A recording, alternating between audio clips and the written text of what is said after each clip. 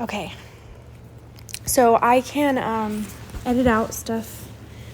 Like, I try not to say my son's name to keep him confidential, but I also try I won't say his name. It's okay if you do, because I can edit it out. But Yeah.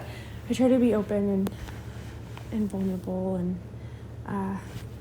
just if there's anything that you say that you're like, oh, I really don't want that out there, like I want my anonymity, let me know and I'll get rid of it.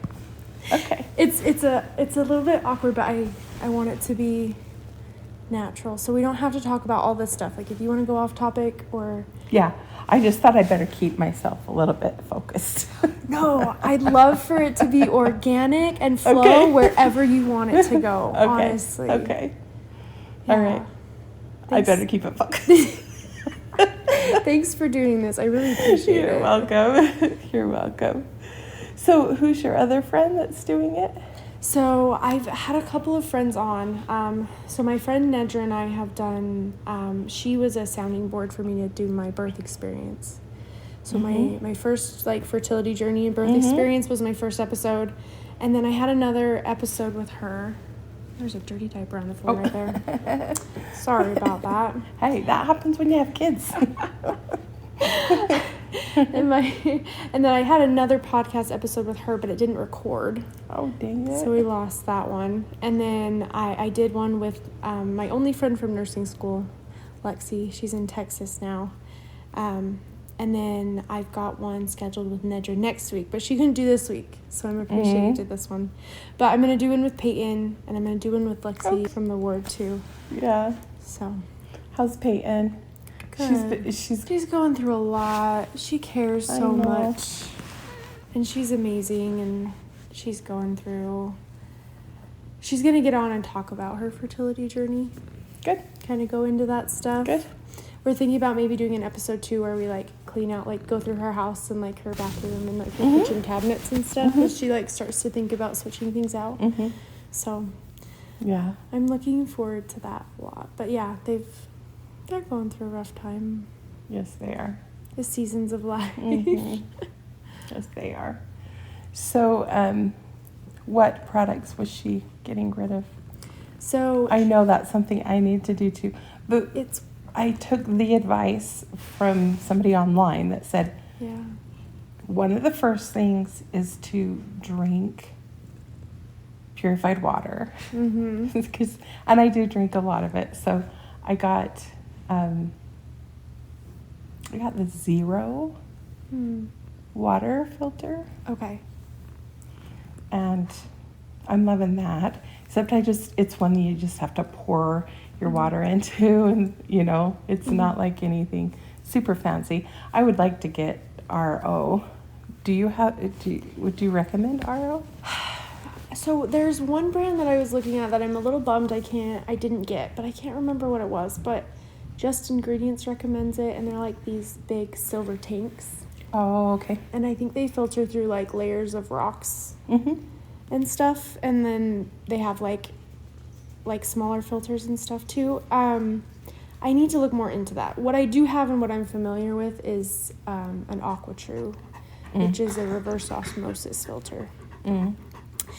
And I liked it, and I did a lot of research to buy it, but now I'm a little frustrated with it. I feel like it's really hard to find a good balance of minerals when you add back to it. So that's been a struggle. So I found when I thought I was low, because maybe we should talk about this on our thing. Yeah. Well, anyway. No, I would love to talk about anything and everything that you want to talk about. I was just making sure it was still recording. Oh, it's recording right now? Yeah. Oh. No, it's great. I love it. So anyway, I got a Zero filter. Anyway, now I'm awkward. So we gotta stop. How are you feeling about your Zero filter? Well, it's slow. I just have a quart jar that I put by it, and I just fill it. So it's not an automatic. I have to kind of do it on my own, but I like it. That's good. I feel good about not drinking the water after I looked up on the, I don't was online on the water. The website for the... Yes, it tells you what amounts of what toxins or whatever are above the recommended level. I didn't realize that It's a lot. Yeah. Well, and something that they don't test for is pharmaceuticals. Oh, so that's even minus the pharmaceuticals. Yeah. So people have done tests on water, and they found that there's a lot of birth control. Oh, nice. In our water, which is really scary. So I didn't start with filtered water, but the first step I ever took was drinking more water. Oh. And I have this dinged up water bottle that the lid broke too, and it's this Hydro Flask, and it is so dinged up. Roberto calls it my support water bottle. But that's the first thing I ever started with was drinking more water, and the water filter came, I think, soon after that. But it's a good thing to start with. Yeah. So I'm usually a pretty good water drinker. So I was already there with that. I just needed to make the water more pure. Yeah. I was drinking. That's a great step. Well, and you're doing your rebounder. Are you liking that now that you've kind of gotten through that detox stuff? Yes. So the first day that I jumped on it, and I read that rebounding for 10 minutes equals the same amount of exercise of running for 30. I don't know if it's true or not, but so I'm like, 10 minutes. I can do 10 minutes. Thought I was going to die. So it was hard. It's hard. Yeah. But, that first day I was achy, felt like I had the flu. And I'm like, this is so weird. But I've had that experience before when I've done intense exercise. So I didn't know if it was something with my body or, Yeah. Yeah, because I've experienced it before. If I do more than walking, I feel like I have the flu, like when I first do it. But I decided I was going to push through it, and I did it the next day, and I thought, oh boy, I'm in for it. And I wasn't as achy the second day. So I think maybe what you speculated and I wondered about was that it could be the toxins. Yeah. I'm not really sure, but Detox reaction, stuff trying to flush out. That's my personal experience, at least. Because I was super sick when I first started to move and exercise, and Roberto would be like, you gotta exercise, you gotta exercise, you gotta exercise. He was right. But I had it in my head that when I exercised, it was so painful. So I think I had a detox reaction thing going on top of it aggravating my nerve damage stuff, because my nerve damage is right along the lymph system. It's all those little small nerves. And so anytime anyone talks about exercise and flu-like symptoms and detox, it immediately brings me back to that experience. And it went away after I did several detoxes. Oh, okay. And I still feel it pop up when my lymph system's a little slow. But I've really noticed that in myself. So that's always what I think of. Mm-hmm. Yeah, and I wondered if it was, and then I thought, I read something about how some people are just more sensitive to lactic acid, and I didn't know if that was it, but I feel relieved that I don't feel like that every time I exercise now.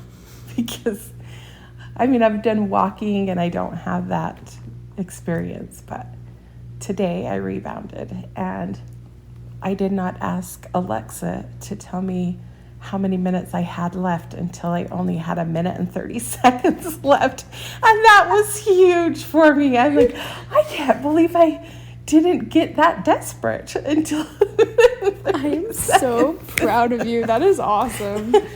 I feel like those are the little wins we have to celebrate. Yes. Yes. When I first started exercising, it was just walking and hiking. And I remember the first time I walked a mile, and I was like, whoa, wow, I did that. I was so proud of myself. I know, if you compared it to somebody else, then you wouldn't feel so proud, but for you, against you, that was good for me. Yeah. Just going around the walk, taking like around a walk was huge for me because I didn't die doing it, and before I felt like I wouldn't be able to do it no matter what. So what we did with our rebounder is we had a recliner in our bedroom. Mm-hmm. And it had been there when my mom lived with me and I cared for my mom. Mm. It was her recliner, and she had our bedroom at the time because it had a shower that was easier for her to get in.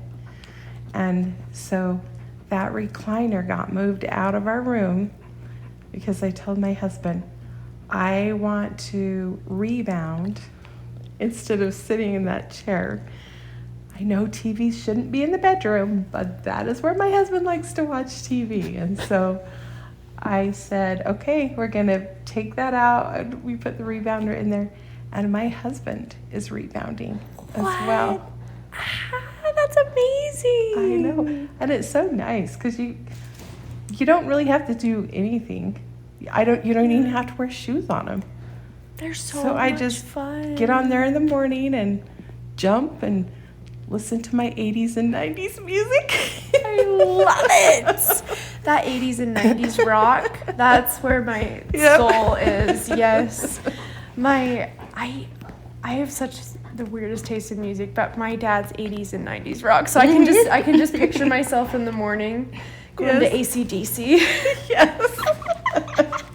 Jumping. Rebounded in the morning. I love that. That sounds like a really great way to wake up. It is. It's good. Well, it's good. I don't do it immediately as I step out of bed, but it's really easy. Like, you don't have to put on, your shoes and put on your exercise clothes. Even though I do. I mean, I got to use some support. Yeah. Jumping on the trampoline. But besides that, I could, just get on and go. That's awesome. Yeah. So how long have you been doing that for? When did I text you? I think it's been It's like a week and a half. Okay. Yeah. Okay. And I decided to do it every other day. The second day I did it, when I just first started, back into being serious about it, I was like, oh my gosh, it's harder the second day. Mm. And then I jumped again after that. It still felt about at 5 minutes, I was like, Alexa, how much time on the timer? It was like 4 minutes, almost 5 minutes. But I skipped and I jumped today, and that was just so amazing to see that I had gotten stronger. In fact, when the timer went off, I was like, I could probably go another 5 minutes. But I didn't because I had to get to work. So that's awesome. I love that. I remember you reached out to me, it had to be a couple months ago, about my rebounder. Yes. Yeah, and so I was thinking all the way back then. But yeah, you have to celebrate those little wins. I got a concussion recently. So I was in the best habit of using it. So I was probably not for a ton, probably a minute to 3 minutes every day. I was jumping on it, but I got a concussion and I tried to bounce on it with Jay, and it was no, we're not doing that. I had to wait. I bet I can imagine that hurt. I had to wait 2 weeks. Well, I waited 2 weeks and then I just started doing it again. I realized how out of the habit I got so fast. So now I'm so much harder to get into the good habits. Yes. Than to get out of them. It is. It really is. And there's something that I was reading online forever ago when I first started my health journey, and it really stuck with me. It was talking about the amount of time it takes to create a habit. And I think it was 4 weeks. I had to do this for 4 weeks. But with it getting easier, it's really not that bad. Yeah. I can fit 10 minutes in there. I'm going to try to do strength training for just a short period of time in the morning. Yeah. I feel like that's the hardest thing, is fitting it in when it's convenient, when you don't have to go somewhere after you've been all sweaty and or realizing, okay, I exercise and then I probably need a shower. So I feel that just too. Fitting it in. Well, I'm still dressed in my volleyball knee pads from this morning. I do that the Brookside ward has that volleyball group that I do Monday and Wednesday mornings, but I've been really consistent with that, minus my concussion weeks. It's probably been maybe almost 6 months since I started going. And it's honestly been the most consistent exercise outside of like walking. And I did really good swimming while I was pregnant, but I really need to work on strength training. I fail at that really bad. I've really liked on my rebounder because I will hold on to that bar. My bar, I feel like it's a little bit higher.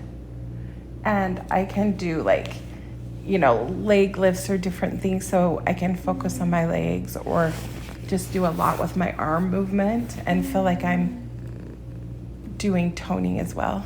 But I was going to try to do a little bit of low weight training on the days that I don't rebound. But. Yeah, I think that's a good goal. For me, I'm trying to get at least 1 day of weightlifting in, I think is what I need to do.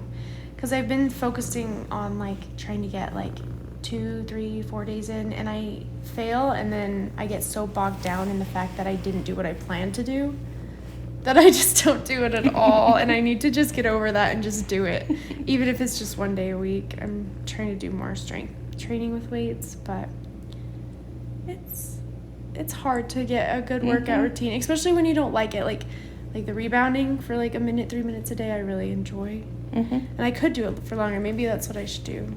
Try to include longer. You're inspiring me. I'll try 10 minutes. Yeah, it makes me feel so good to know like that I heard it's like running 30 minutes. I'm like, I can do 10 minutes. But it is more intense than even running. Yeah, I believe you. Yeah. For me, at 52. I'm like, I can't believe when I was a kid that I would jump like all afternoon. Didn't feel like anything. Now jumping on a trampoline is exercise. But I wonder, so like for me swimming, I did it, I probably swam like 1 to 3 times a week when I was pregnant. I've found that I can't do that when I have a kid because he'll drown. Yes, absolutely. Unless I have someone else there. I know, and swimming's supposed to be so good for you, but I actually did water aerobics for quite some time when I was the caretaker for my mom. That was kind of my time. Yeah. I love being in the pool because it feels so good. If you have an achy body, like my joints, I don't even know if it's my joints or my muscles that ache, but it just feels so good. And it's good strength training. But the drawback with that is the pool was in Springville and I'd have to come back home before I go to Provo to work, and it just didn't work. And I didn't like getting ready in their bathroom. It was kind of yucky. Not yucky, but it's a public locker room. Yeah, it is a little yucky. I feel that. Yeah. Especially when you have to like get ready for the whole day. Like it's one thing to just get ready to get into your car and go home, but to be at work I understand that. Yeah, I wish I had my own pool. Yeah, me too. And then I might do it every day because I love it. Then I really don't want to do pool maintenance though. No. No. One of my moms did water aerobics when I was a teenager, and I went with her a couple times, and I remember doing it. It was fun. I think that for me, like I like swimming laps and I like doing diving training. But it's really hard to do when you have a kid, and also the Springville thing. Like that 20-25 minute drive is no joke. No, it doesn't seem like it, but it is. When you have to go there and back, and then it's 40 minutes. That's 40 minutes in the morning, and then you have to get ready and go back the same way you came back.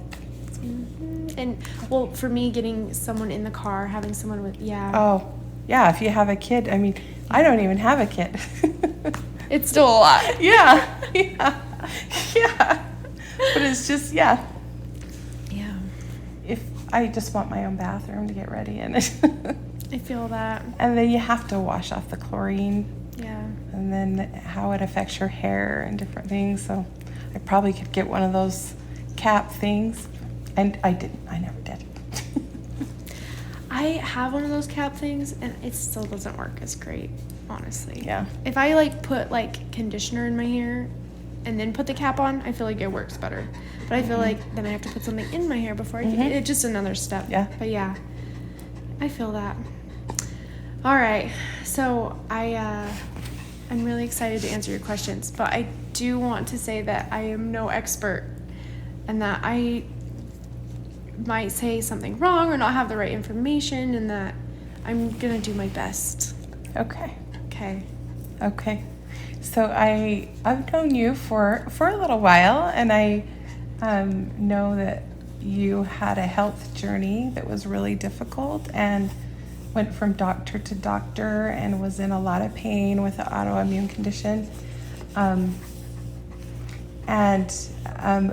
Because I've known you a little bit closer, I know how much you study into everything that you have had to help yourself, getting to a point where you went from being bedbound to living an active life and having a darling little boy. So thank you. I really appreciate that.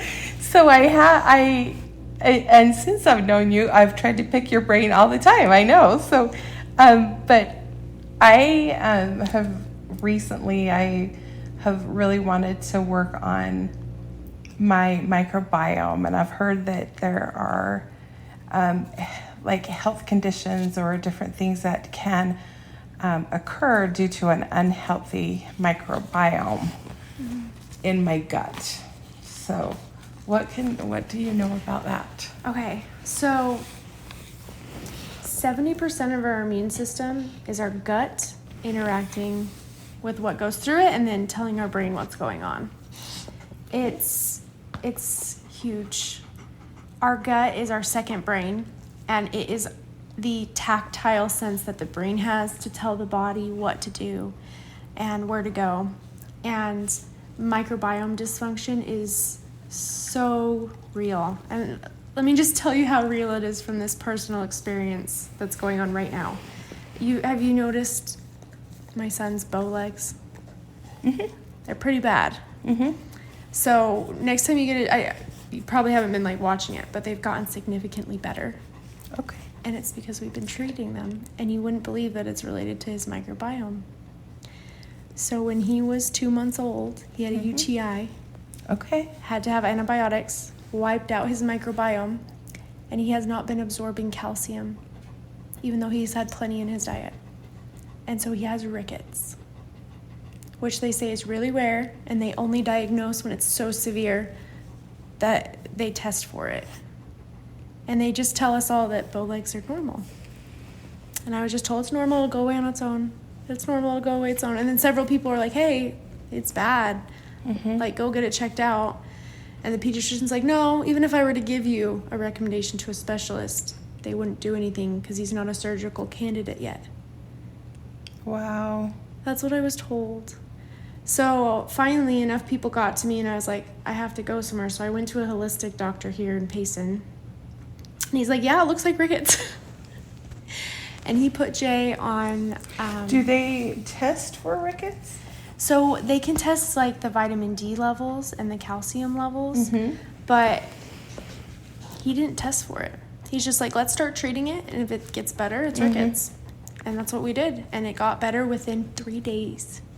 Wow. 3 days of treatment, his legs started to straighten out.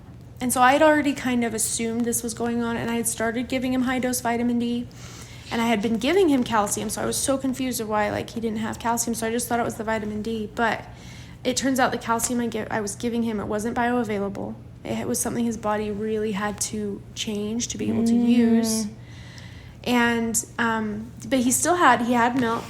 He has lots of different forms of calcium, but he wasn't absorbing it because of his gut microbiome, and his digestion was so poor. And so I had been giving him slippery elm, which is something that coats the side of the digestive tract and helps to regrow the mucous membrane in our digestion tract and like close the gap junctions for leaky gut. Stephanie, I just have to interrupt you for a minute. I can't believe, of all children, that your child had an unhealthy microbiome, because I've watched you do everything right. Yeah, it's crazy. His diet is great. Wow, that is amazing. Yeah. How much effect those antibiotics had. Yeah. It is crazy to me. I am astonished that we have so much knowledge about the microbiome and how important it is, how detrimental antibiotics are, how overused antibiotics are, also how many treatments we have alternative to antibiotics, and yet we still don't have a program in place post-antibiotic to rebuild the microbiome. And so this has been kind of like a new thing for me. And like I've worked on healing it in myself, and I'm honestly learning a lot about furthering healing my gut from this experience with my son. And so it's crazy because his whole life he hasn't had the poorest digestion. And I knew it was off, but I've also never had a kid before, and the pediatrician's telling me, oh, it'll fix itself. It's fine, it'll fix itself. But he has undigested food in his poop every single day. And I knew in the back of my head, like, that's not normal. Like, something's going on. And then he's had he's been a late teether to the lack of calcium. You've got the bow legs. And then he also has struggled a little bit with his immune system, like just lags of colds. And then he also has these water warts, which he picked up at the pool. What typically causes rickets? So rickets is a lack of vitamin D and calcium. So that's what, okay, wow. Yeah, it's a deformity in the long bone. And so even though he goes outside every day, and he had plenty of sources of calcium, because his body isn't absorbing he goes outside so much. His hair's blonde instead of brown. Yes. He's outside plenty of the sun. I mean, we don't get outside every day, but like today we went on a little 10 minute walk around just the yard and down around the pond, and like we get outside, and so and I'm also still breastfeeding him, so like he's getting the nutrition that he needs, but because his microbiome is so poor. Yeah. Wow. So I'm learning a lot. So this holistic doctor is helping me and guiding this process, and so I took him off of the slippery elm, and we put him on a digestive enzyme, high-dose calcium, high-dose omega-3s in the form of fermented cod oil, and it's flavored with cinnamon. And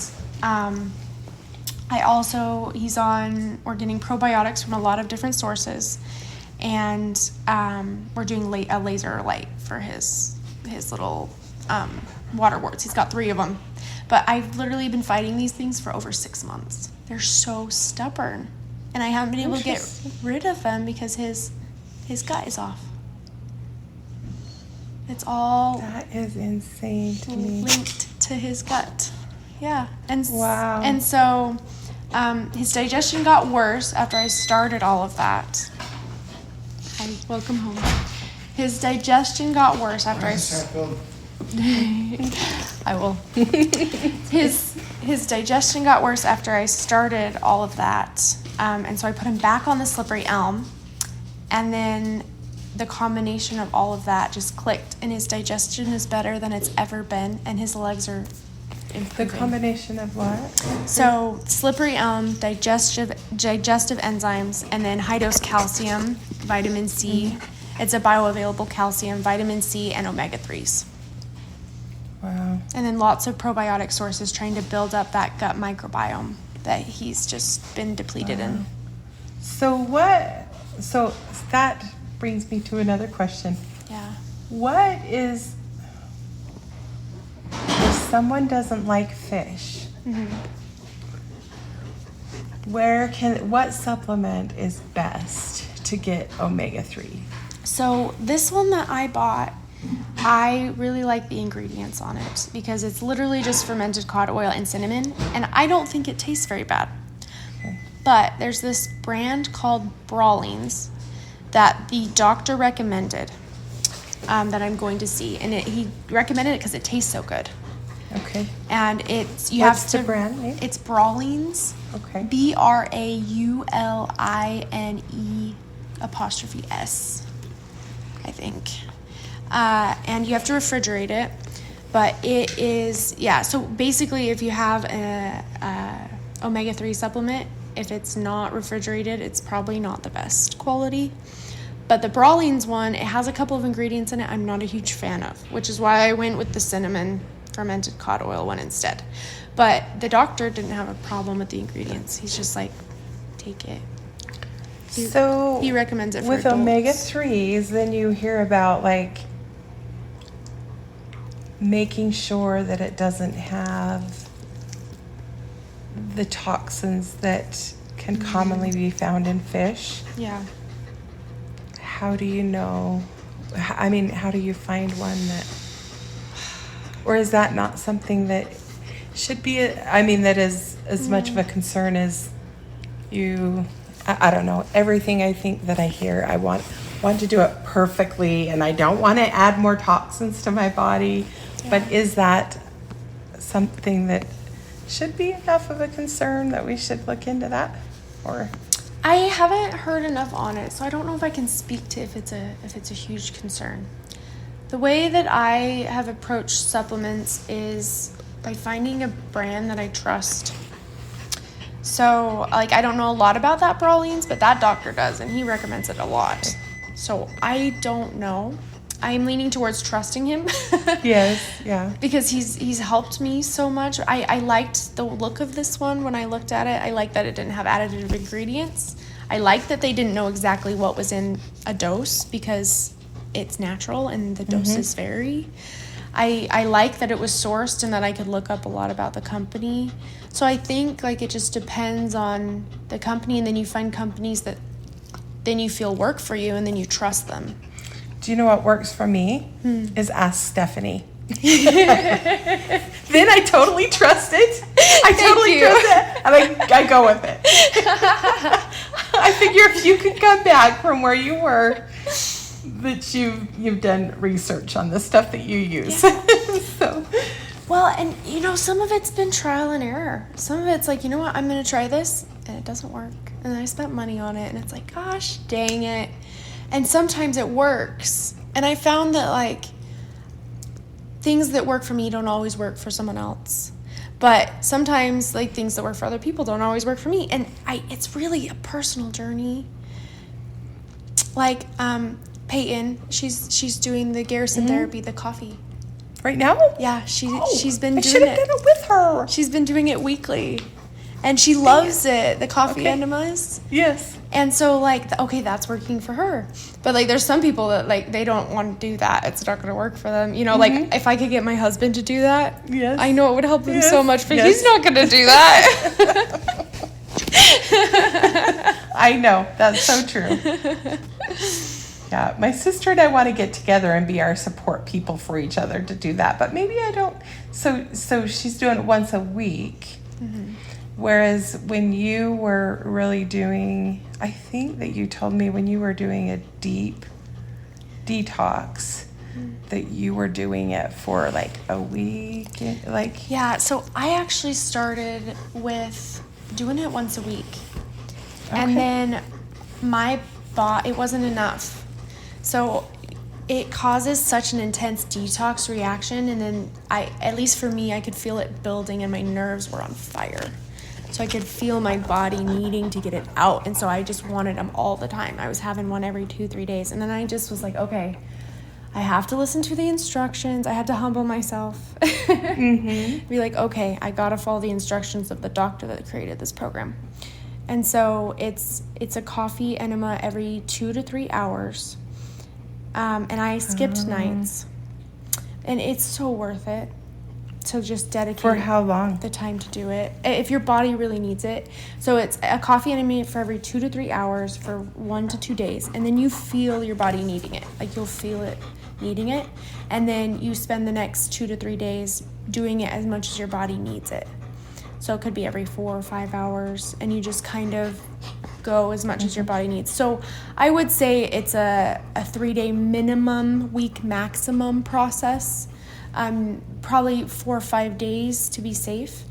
But it literally was such a complete, thorough detox. I had worms coming out of me. When I say legit worms, like thick, I have pictures of these thick worms that came out of me. What were they? Where would you have gotten them?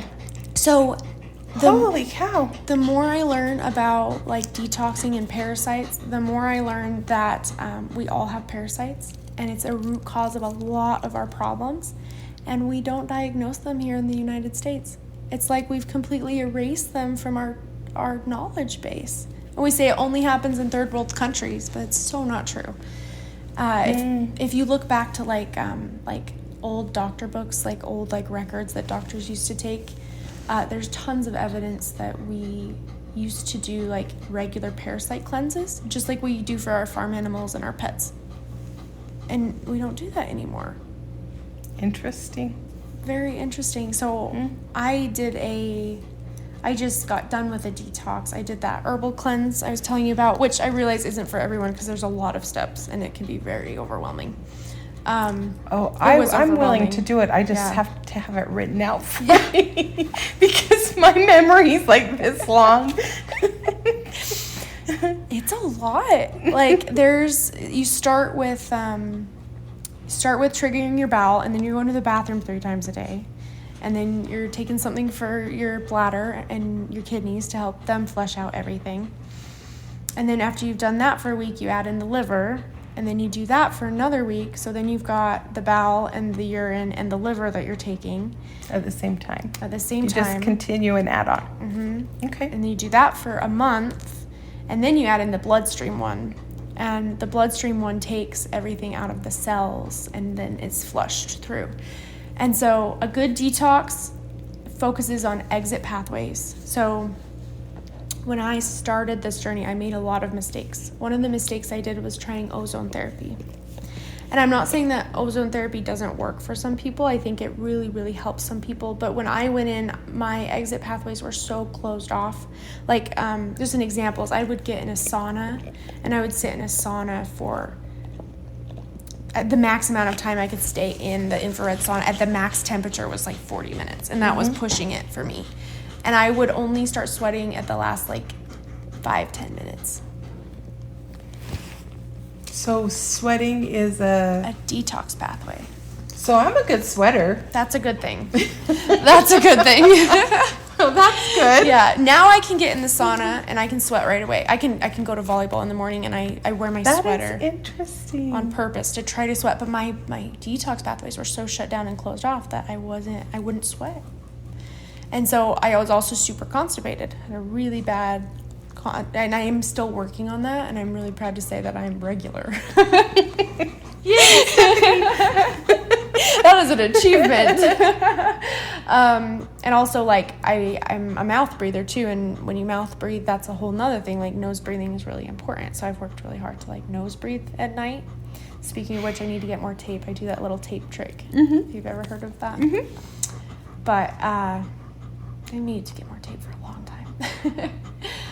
Yeah, what detox kind of tape do you use for your tape? Taping your mouth? Yeah, I just use like surgical tape that you get at Walmart. Okay. Yeah, and I just put a little strip, and it works so well. And sorry, I just want to make sure that this is recording, so it's gonna cut us off. So I was talking about detox pathways and ozone therapy. So I went in, and my detox pathways were so closed off, and ozone therapy, they take, have you heard of it? So maybe I don't know that for this reason.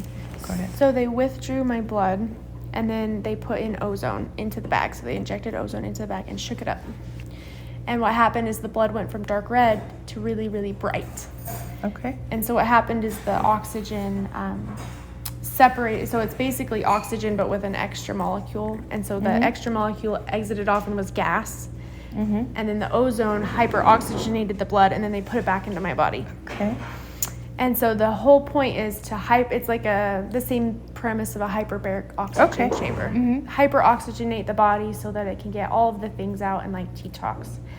And I did that, and I ended up in the hospital for a week.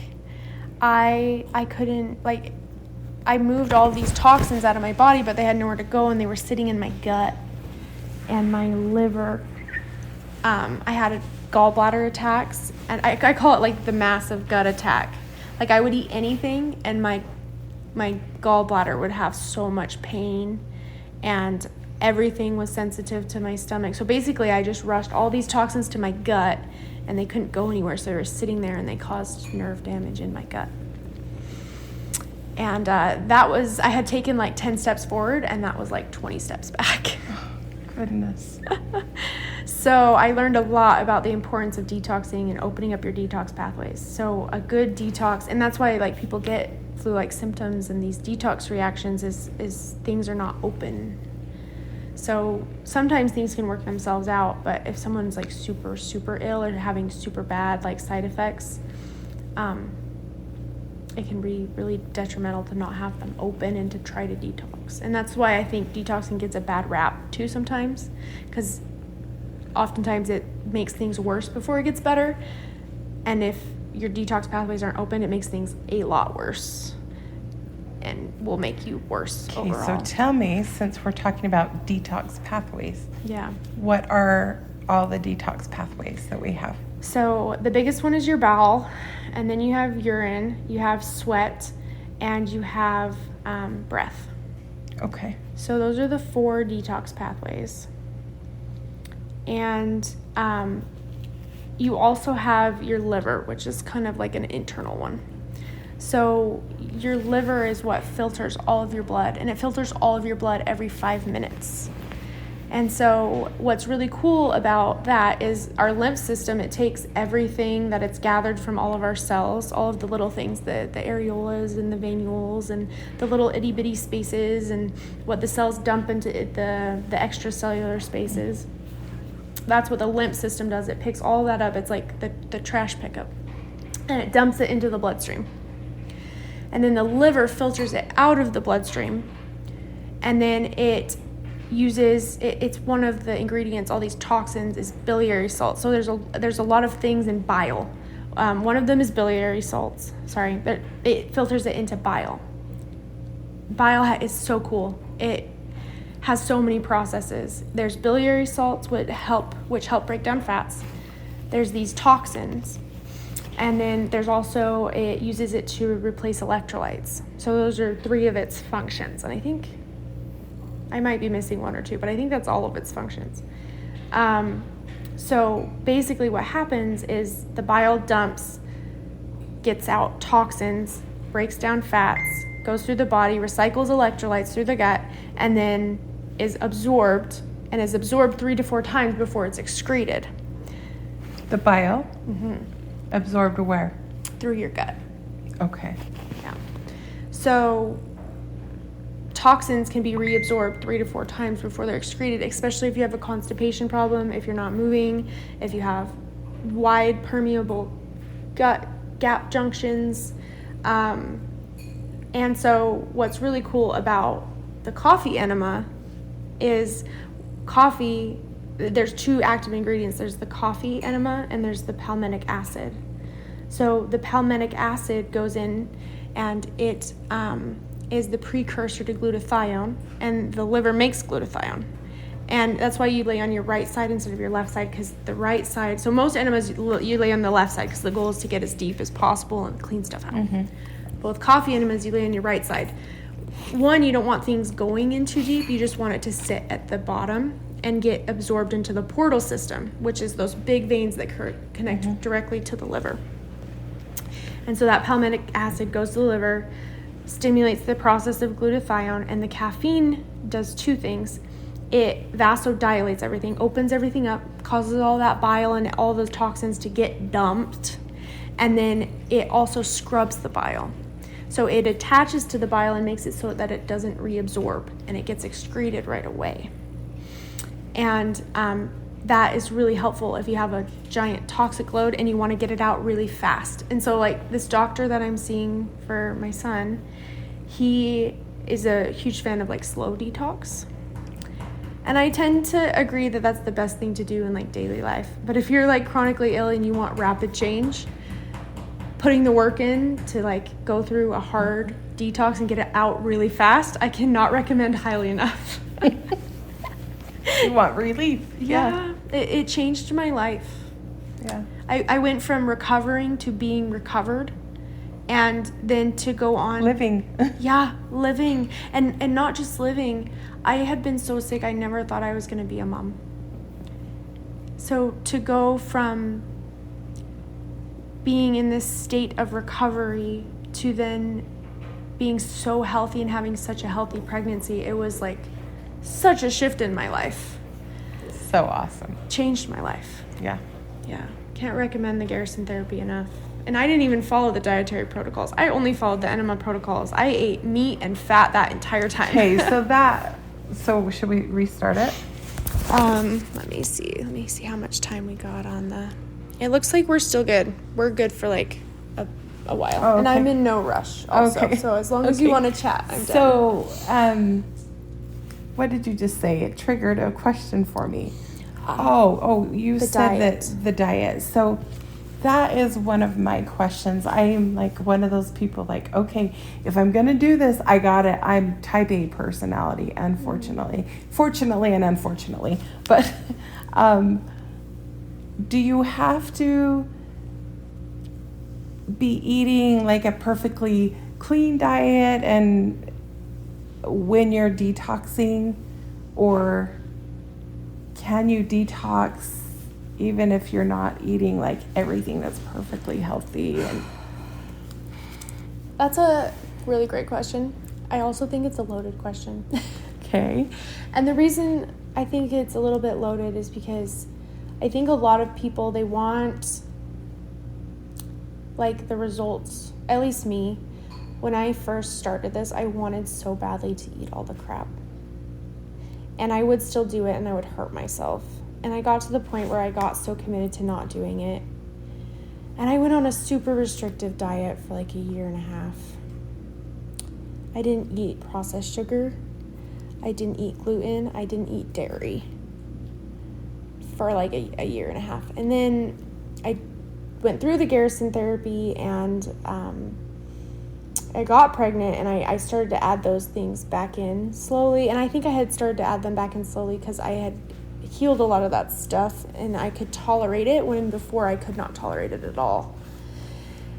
And on my personal journey, as I've gone in and I've tried to add in like some of the crap, like experimented with soda, like experimented with pizza, experimented with like, more processed foods, I've found that I'm super hypersensitive to them. And so, like, I'll take a sip of soda and I regret it. Wow. My body, and maybe it's my nerves, like maybe my nerves make me more sensitive to things. I don't know. But I just noticed it so acutely. And I think that there is room for balance. There's no way to be completely perfect. I think there's room for balance. Like every once in a while, my parents come through and they love Fat Jacks. And we get Fat Jacks. And I eat Fat Jacks with my family. And then you're sick. Yeah. And then I am, and I regret it. And I'm like, gosh dang it, next time I'm not going to eat the Fat Jacks. But the next time they come through, I do anyway. Or Thanksgiving rolls around. And I love stuffing, but they didn't use the best bread for the stuffing. And I really want the stuffing. Or pie. I love pie. And we have the Pie Sisters in Salem. So I think there has to be room for balance. I just think that balance is going to be each person's own individual. But I think that there has to be, like, if you want the detox that you're doing to have lasting change, you have to be giving your body, at least for me, I have to be giving my body what my body needs. And I have to be consistent. And I have to, like, it's really changed my relationship with food, because it's not just because I'm hungry, it's because I'm giving my body the conditions and the environment it needs to support me and to be healthy and to feel good. And when you make those changes long enough, because it takes 2 months of a dietary change to make a difference and to like notice something. It takes 6 months to really like feel the effect. And then it takes up to 1 to 2 years for your body to then use that change to really heal. Wow. Interesting. I have noticed when I have had times where I've gone off not eating sugar or not eating like fast food or something, and when I eat something sweet or I eat French fries or something, they are not what I expected or thought they were. And sometimes the sweet is too sweet for me. But it's interesting we let ourselves get back to where we're not sensitive to that again. Yeah. It's so frustrating.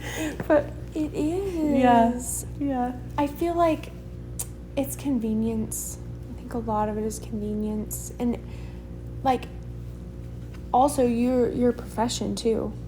I think there is an actual study out there on this, but I don't remember the specifics, but it's on what nurses and like doctors, like medical personnel eat. We have some of the most unhealthy diets imaginable. And it's because our profession leaves no space for cooking. Mm-hmm. Yep.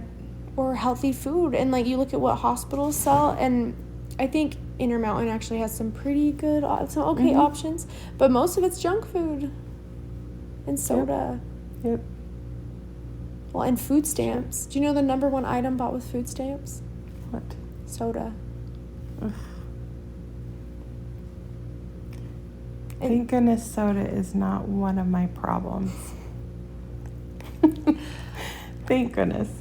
Yeah, soda is a hard one to kick. It's. Did you know that Coca-Cola actually pays millions of dollars to the Diabetes Association? Oh, I believe it. Yeah.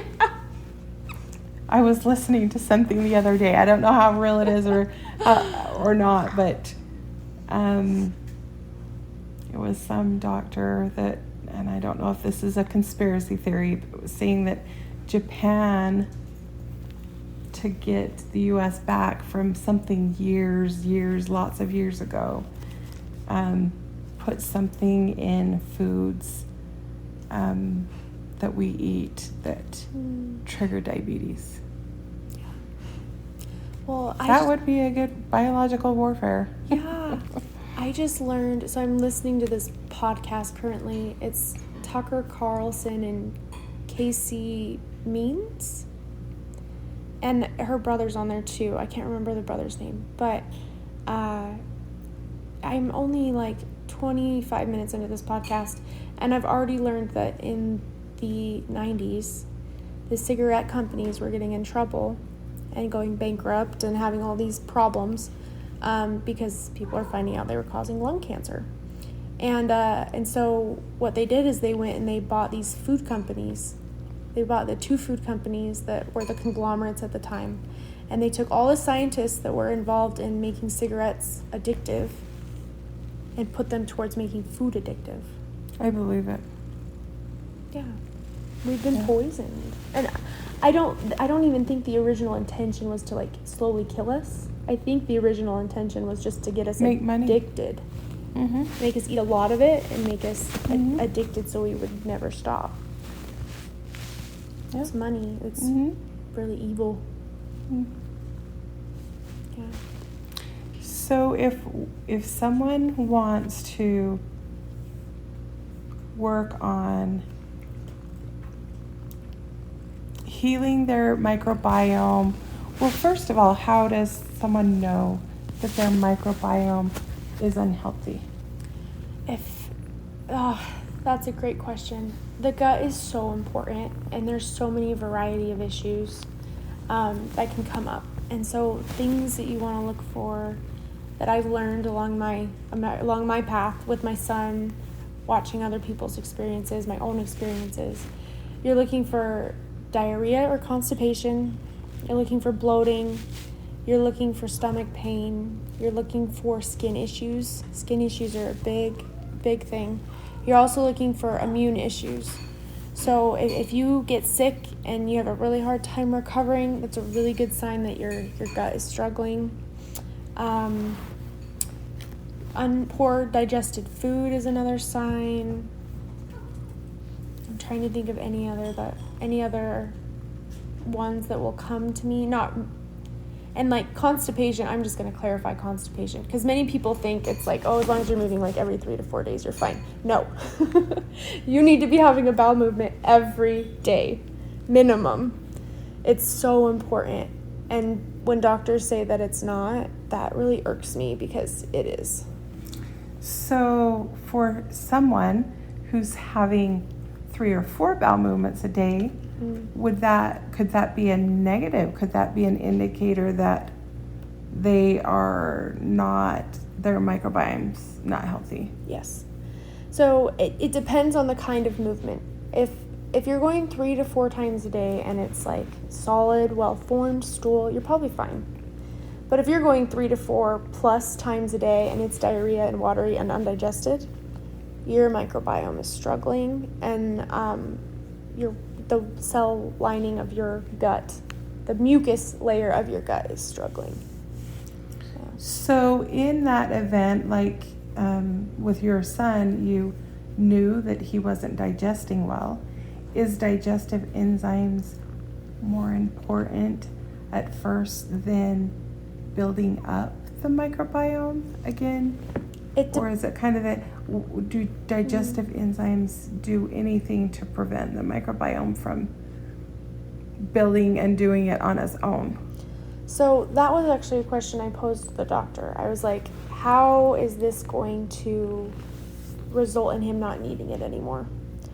Because the last thing I want is for my son to be stuck on a supplement for the rest of his life and absolutely need it. You know, the goal should be that we heal our bodies and we don't need things anymore, and we find a maintenance routine. And you let your body heal you. Yeah. And so when I asked this question, he said that's what the probiotic is for. So probiotics from various sources, and he described it as a seed. So when you're eating things that are pre and probiotic, it leaves like seeds for these different microbiome, these different bacteria in your gut to flourish and to grow and then to colonize. And so that's how we work on our microbiome, is eating a variety of food and also like touching the world around us and dirt and grass and, you know, eating. I've got like fermented red cabbage or beets or something in my fridge right now, and we've been doing raw milk, and we've been doing the yogurt that I buy has a pre and probiotic in it, and I've been trying to get like a new fermented thing every So are you fermenting or you're buying them fermented? I'm buying them fermented, but I do want in my lifetime to accomplish fermentation. I am fermenting my own apple cider vinegar right now, but it's my first time fermenting anything, and it's been a very interesting process. So where are you getting your fermented food? So have you heard of Good Earth Market? Yeah, they've got a lot of fermented options. There's also the Real Salt. Their stores, they've got one in Springville now, and there's one in Orem, and they sell raw milk there, and then they also have some fermented stuff too. Okay, that is good to know. I've heard that fermented food is really good for you, for the probiotics in it. Yeah. I mean, you can buy a probiotic too, but I think what I've learned is that, like, I still have the same probiotic I bought for him when he had a UTI in the fridge, and we still haven't finished it. And it's because I stopped giving it to him because I felt like he was getting too much of the same strains. So I think just by trying like a different fermented, like a small jar of different fermented food and like finishing that, I feel like we're going to be able to get more of a good solid benefit from base. Yeah. And I think for me, it's going to be a lifetime goal of just replenishing as much as I can and never stopping. I think there's so many layers to it, and just making it part of like daily life. Well, at some point, I guess, if we're working on our microbiome, at some point, hopefully our goal is to get it healthy. So we need to continue adding probiotics to keep it healthy, or you mentioned prebiotics. Yeah. So what are prebiotics? So I might butcher this. I'm not 100% sure, but this is my understanding of it. So prebiotics are more of something that's going to help prior to food being digested. So it like almost preps the body to digest, where probiotics actually actively help in the digestion process. And I might have butchered that, but that is how I understand it at this point in time in my life. So I've kind of looked into it a little bit, and my understanding is different. So that now I don't know if I was understanding it right. I haven't read up on it recently, so you might be right about it.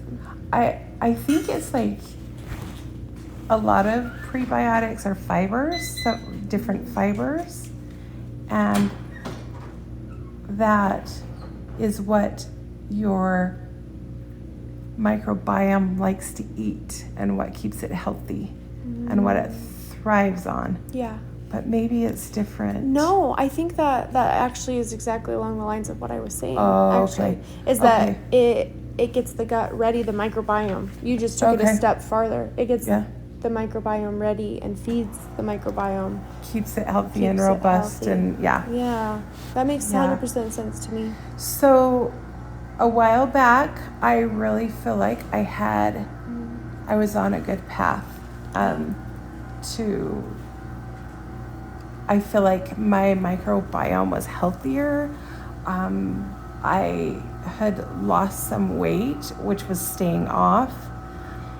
And I don't know if having an unhealthy microbiome causes you to have reflux, but I stopped having reflux. And I was doing pretty good.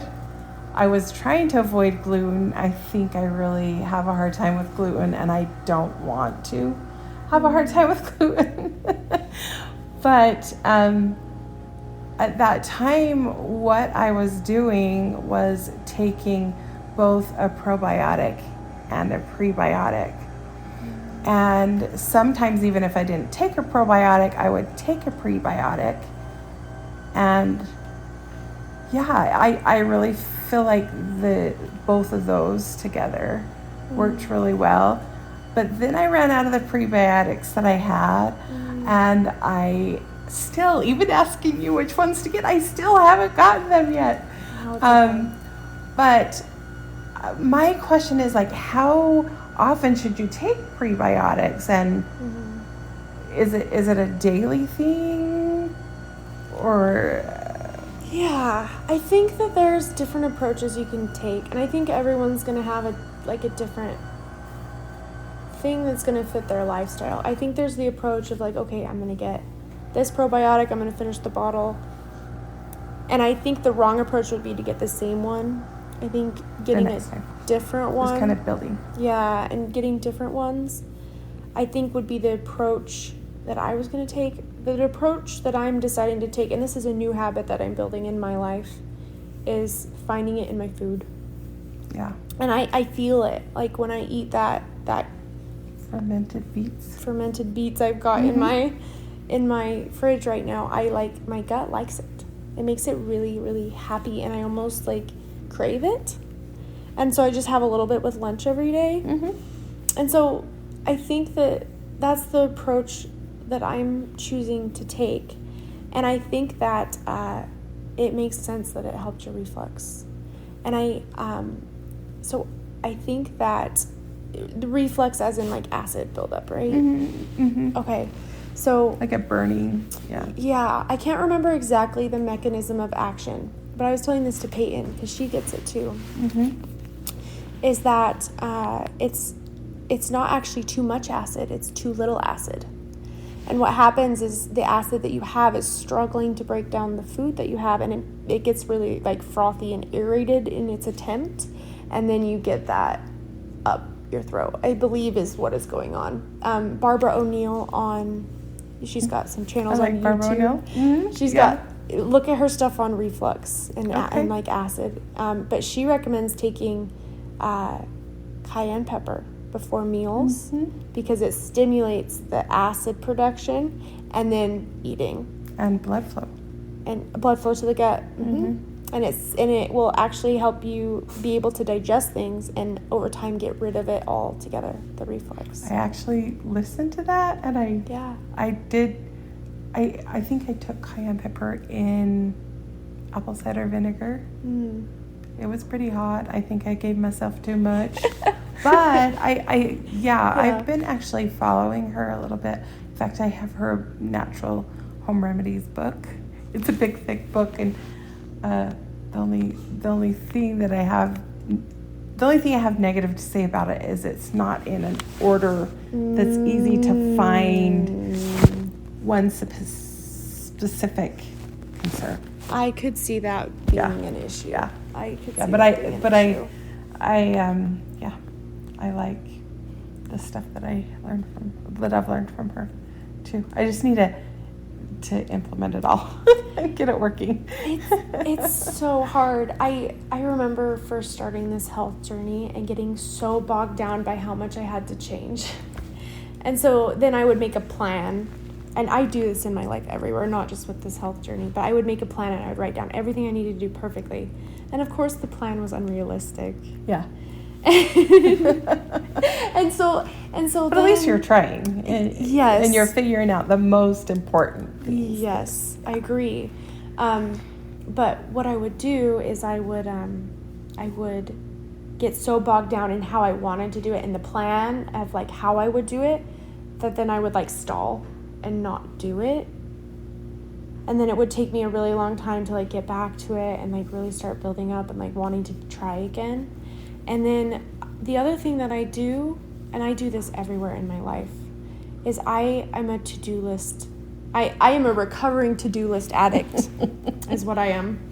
And I have all these plans of how I want to do things, like how I want to exercise, and this perfect habit chart that I have to fill out perfectly and click all the stars, which is so unrealistic. But then when I don't achieve it, I've learned, I just did this program called Be You, and it's helped me really love myself.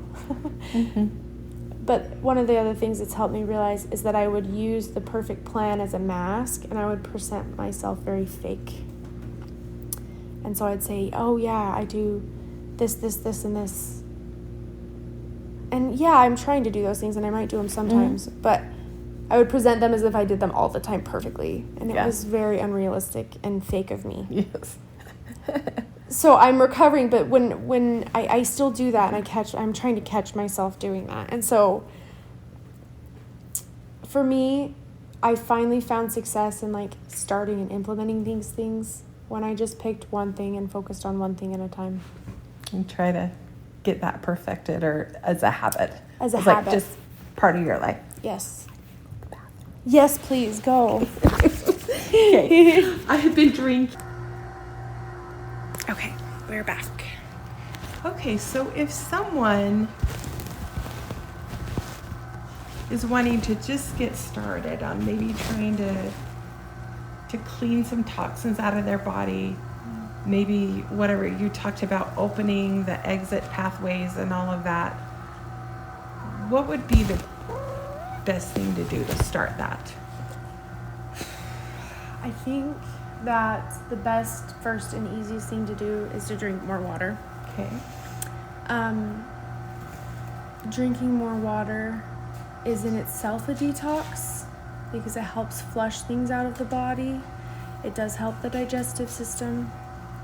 And so for someone who's like just starting and hasn't made any like big changes yet, drinking water is a great first step.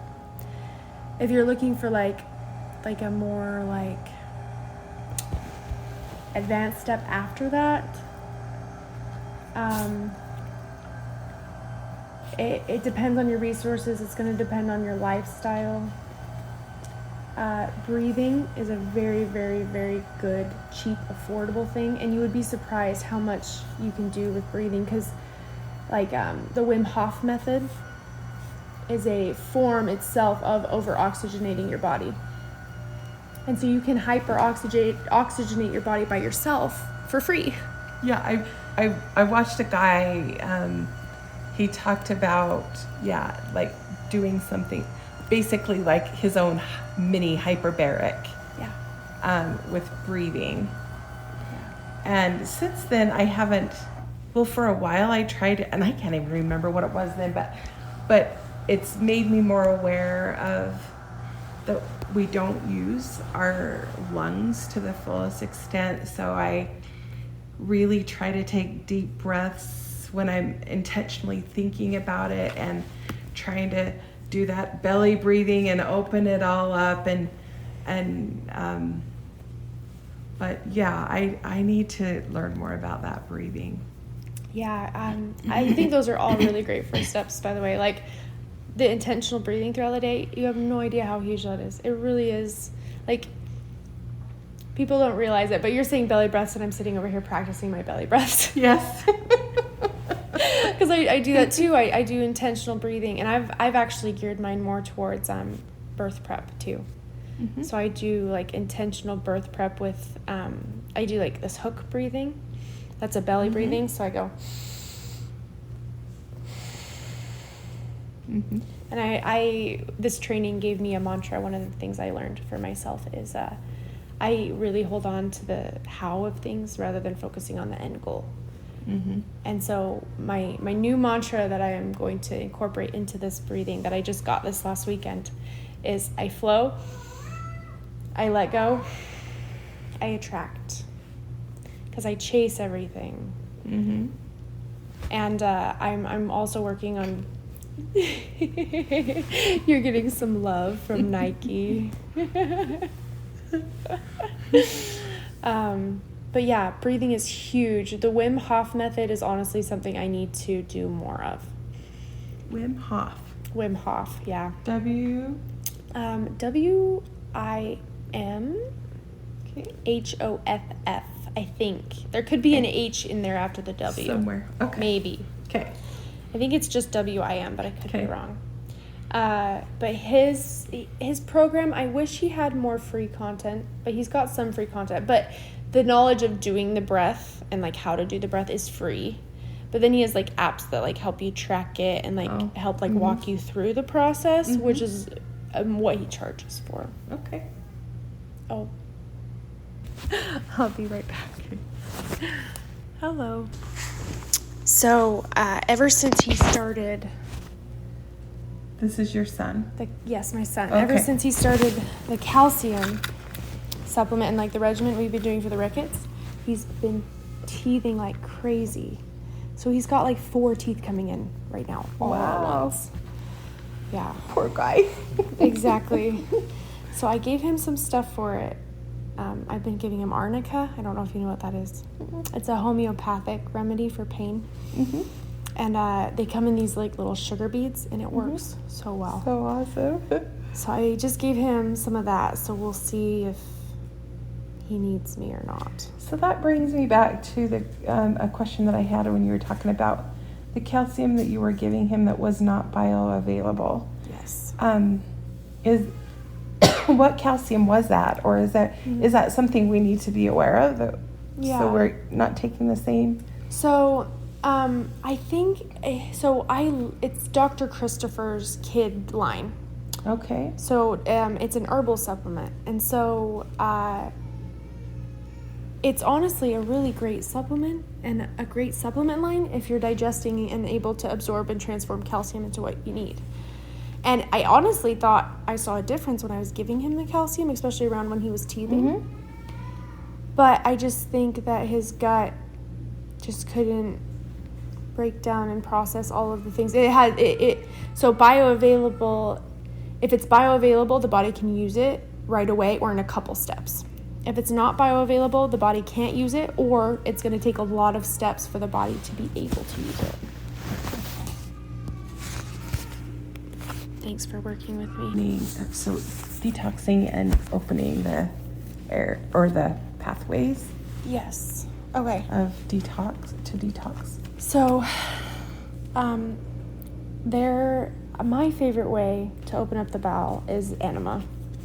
Okay. But there's a lot of doctors that say not to do that because it actually can wipe out the microbiome. Okay. So there's some mixed information on that one. I think it could be a tool that maybe you don't do all the time or you don't need eventually. That is a good thing to do. There's herbal options. Dr. Barbara O'Neill, she gives a recipe on how to cleanse the bowel, and she talks about how a lot of like constipation and opening up that bowel is habit, and so it's just a matter of changing that habit. So there's like a pelvic floor area where you can go and you can like actually do like Kegels. Here I am doing them, but where you strengthen that area and get it to move regularly, and then on top of like an herbal thing to help it go, that's you're looking for something that's non-habit forming. So there's Senna tea, which they've got like Senna pharmaceutical version of, but Senna tea you can use, but that one's habit forming. So the one that Barbara O'Neill gives, I can't remember the recipe. Okay. But she gives a tea recipe that moves naturally. And Dr. Christopher has a lower bowel formula that has all of the ingredients Dr. Barbara O'Neill recommends, but he has some additional ingredients in there, and his formula works very well as well. And this is a bowel cleanse. Yeah, and that's to open up the bowel. Urine, there's a couple of different things that you can do. Drinking water is a great start. But there's also things like, what is it called? It starts with an S. Sarsaparilla. Okay. Which is a urinary flush, basically. It just kind of flushes everything out. That's another option. There's other things that do that as well. Like niacin is a urinary flush. But I think the best one that I have found for me is Dr. Christopher's urinary combination. And they're just oral capsules that you take. And I was having really bad like lymph system issues around my kidneys and really bad infection. And his stuff was able to help me clear it up and keep it gone when I was trying other things and it wasn't working. So when you're saying opening pathways, with the colon, it would be kind of getting yourself to have regular bowel movements. Yeah. So sometimes when I drink apple cider vinegar in the morning, sometimes it will make me have a bowel movement, but it's usually loose. Is that an okay thing, or is that? So it stimulates a bowel movement and it's loose. So is it like diarrhea, or is it like formed but soft, or is it like an in-between? It's kind of in between. An in-between? Is it well digested? You know, when I've done it in the morning, it's I don't know, because I'm going to pay attention now. But it's usually I haven't eaten anything. And I wondered if that wasn't a good idea to take apple cider vinegar on an empty stomach. No, apple cider vinegar is great. So what it sounds to me like is happening, and I could be wrong, but so all the water absorption happens in our large bowel. So if you have something you take that stimulates you to just go fast, it sounds like it's because all the digestion happens in the small intestine. So if you're taking something and it's triggering that small intestine and the large intestine to go whoop, it could just be it's not sitting in the large intestine long enough to absorb back all the water. So it's not necessarily a bad thing. It's just you're missing some water reclaiming steps that the bowel does. And that's not necessarily a bad thing if you're drinking a lot of water too on top of it. Yeah. Okay. Yeah. That's what I think is going on, but I could also be wrong. Okay. So the opening the pathway just means getting it out. Making sure things are moving. So like taking this tea, you would take it routinely and you would just expect to have normal bowel movements. Yep. Yep. So to go back to someone who's having 3 bowel movements a day. So if they're loose, maybe not as good, unless, if you're seeing undigested. So if you're having loose, the area that I am thinking about is the mucous membrane around the gut. So there's this mucus lining that is the home of the microbiome. And it surrounds our gut lining, and it's part of the large gap junctions that we get. It's a really important step that a lot of us have eroded out of our gut, me included. I've learned it's actually a part of my constipation problem. But basically, slippery elm is my go-to thing.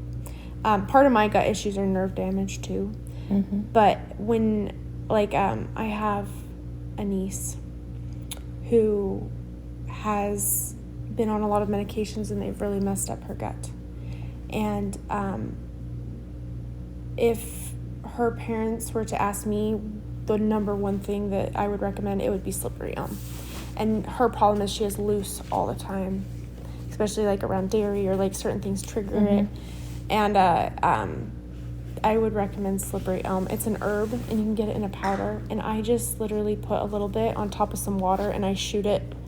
You can get it in capsule form, though, too. And Dr. Christopher has a pre-capsulated form that I think has something additional in it. It's called Smooth Digestion. But I think it's cheaper to just buy as an herb. It's such a sought-after herb. It's on the more expensive side. Interesting. Yeah. So if you're having loose bowel movements and solid bowel movements, as long as they're formed, that would be considered normal, right? Do we worry about color? It depends. If you're seeing a ton of green consistently, you're worried that you're not digesting certain things, or maybe you're eating certain things that your body's not digesting. Green is an interesting color that you don't really want to see, because usually that green stuff is what your body needs. So if your body's not digesting things and taking out what it needs, we're concerned. The other ones are tarry, gray. If you're having a ton of that, it could be a bile issue, a liver issue. When you do the Garrison therapy, the coffee enema cleanse, you get that tarry type stool, and you expect that towards the end of it, because that's what you're doing, is getting a lot of bile stuff going on. But there could be other issues that you might be concerned about if you see that. And then you don't want to see anything black or tarry, you're worried about bleeding if it's like that. And then I've noticed that my healthiest poops are paler. But I don't know if that has anything to do with it. So what about more yellow in color? Does that have anything to do with bile? That one doesn't have anything to do with bile that I'm aware of, but I would think more towards the green line of things. Okay. Is there something missing in the microbiome that's causing us to not absorb something specific?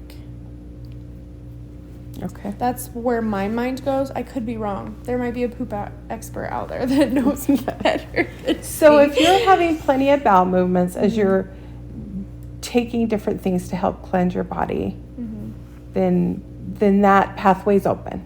Yes.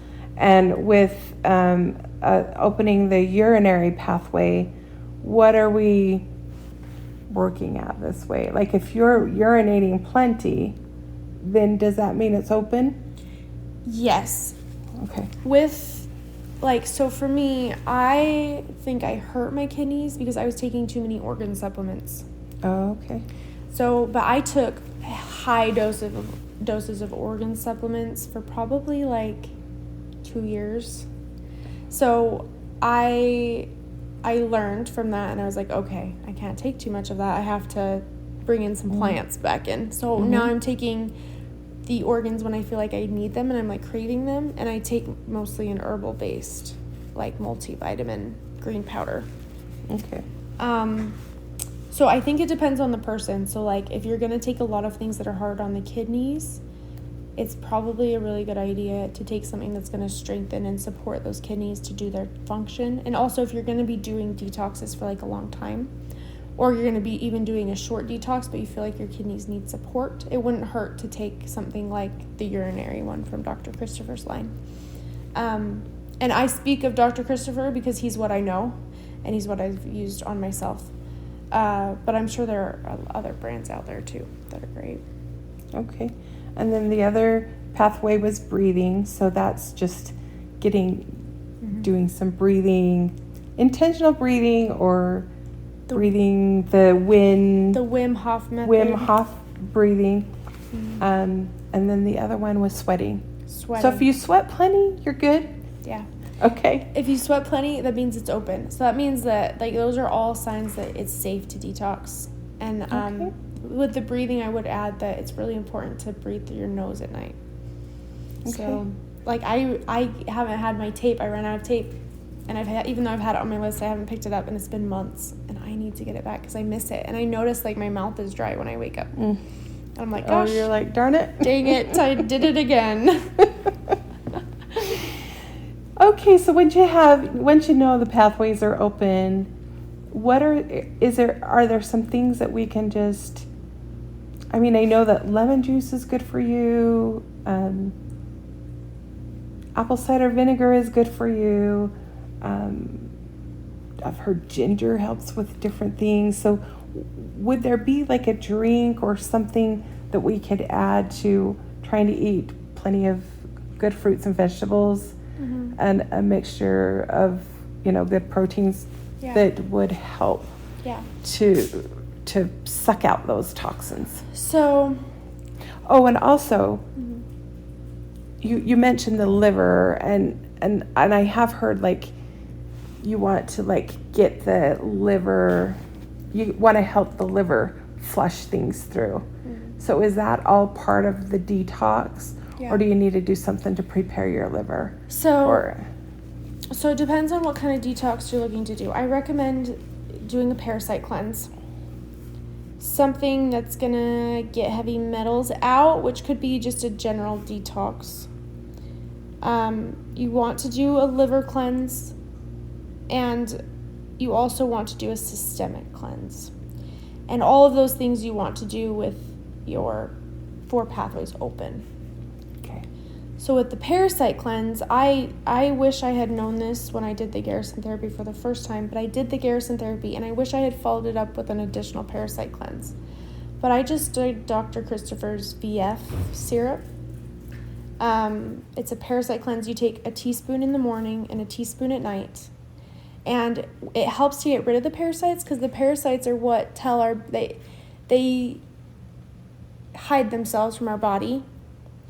And they start sending signals to our brain. So a lot of sugar cravings and a lot of carb cravings are parasites. So if you, yep. And also what they use to hide themselves from the body just so happens to be heavy metals. So if you can get rid of the parasites, you're getting rid of things in your body that want these heavy metals and these toxins. So it's a good one to start with. But you take a teaspoon in the morning and a teaspoon at night for 3 days. So this would be the order you would do it in: parasite, liver cleanse, and then systemic cleanse.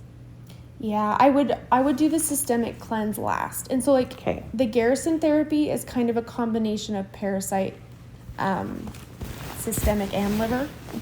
Okay. And then I would have followed it up with a parasite if I had known what I know now. But the parasite's a good one to start with, but you do that for 3 days, and then on the 4th day you take Senatee and flush everything out. I did some enemas too when I did it, and then you rest for 3 or 4 days, and then you do it again. And then depending on how you feel, you rest for 3 or 4 days, and you do it again. Okay. My mom is actually doing it. One of my moms is actually doing it right now, and she is the most intense sugar cravings. All she wants is sugar, and it's because they're dying off. and they're trying not to die. I had the same thing. All I wanted was sugar and carbs. Interesting. Yeah. So cool. So we were talking about this BU training, and you asked me why it's so hard for us to love ourselves. And we tell everybody else. We know. I mean, what you and I believe, we know that we are so valuable to our Savior that He died for us. Why can't we internalize that and accept ourselves and love ourselves like He does? Yeah. And for me, it's because I was carrying around these labels that came from a little girl who didn't see the big picture. These labels of I couldn't have a voice because my dad told me once that I shouldn't talk so much because it annoyed people. And rather than seeing, oh, he's overstimulated, he's got too much going on, he's just trying to give me advice on how to interact with people. But that little girl was shattered. Yeah. And so then that little girl felt like to fit in and to be loved and to be seen, she had to have no voice. Which is a huge part of why I've known about this podcast and wanting to have this podcast for 4 years, more than 4 years, 5 years. And I'm only starting it now because BU has given me my voice back. It's because I had this label of feeling like I was crazy because my parents went through a rough divorce, and because my mom has mental health issues, and because my dad used the word crazy. And sometimes he would call me that. And he didn't mean that I was actually crazy. He said, hey, you're having a lot of emotions right now, and you're a lot, and you're overstimulating me.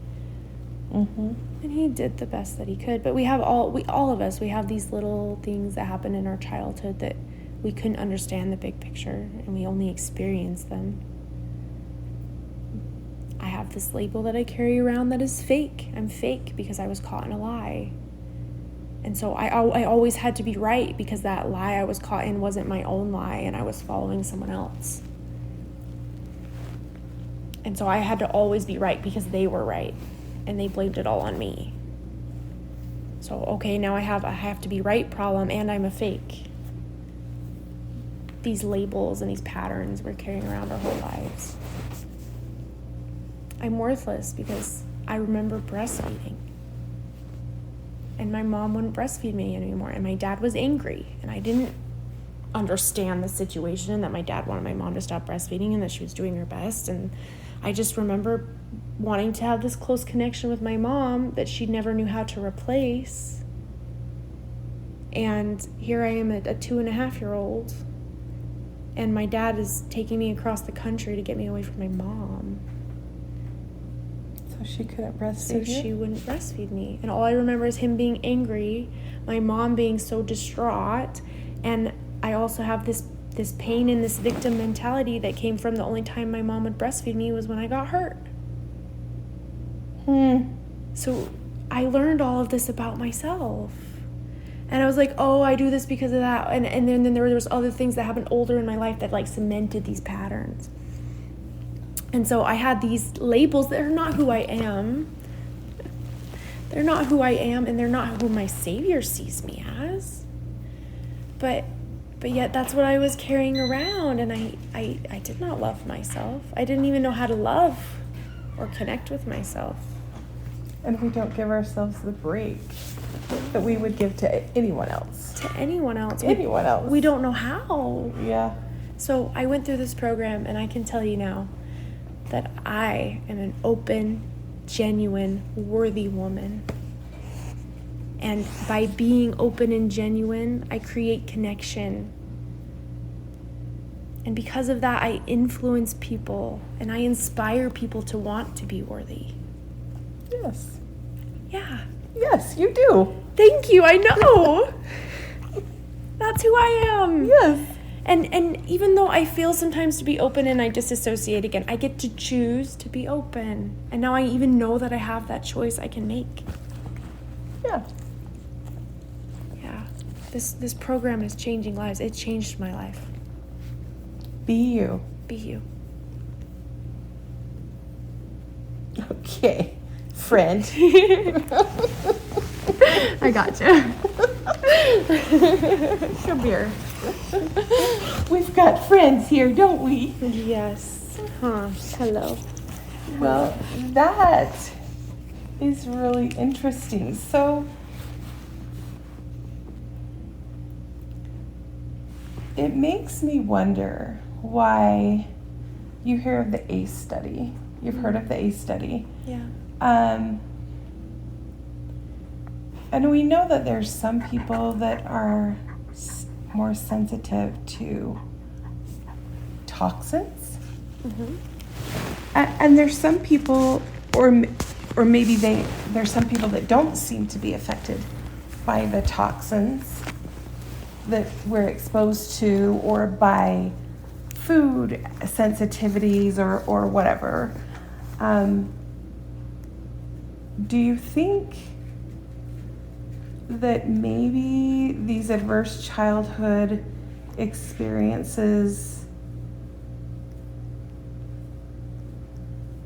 affect people in that way, that toxins affect them more?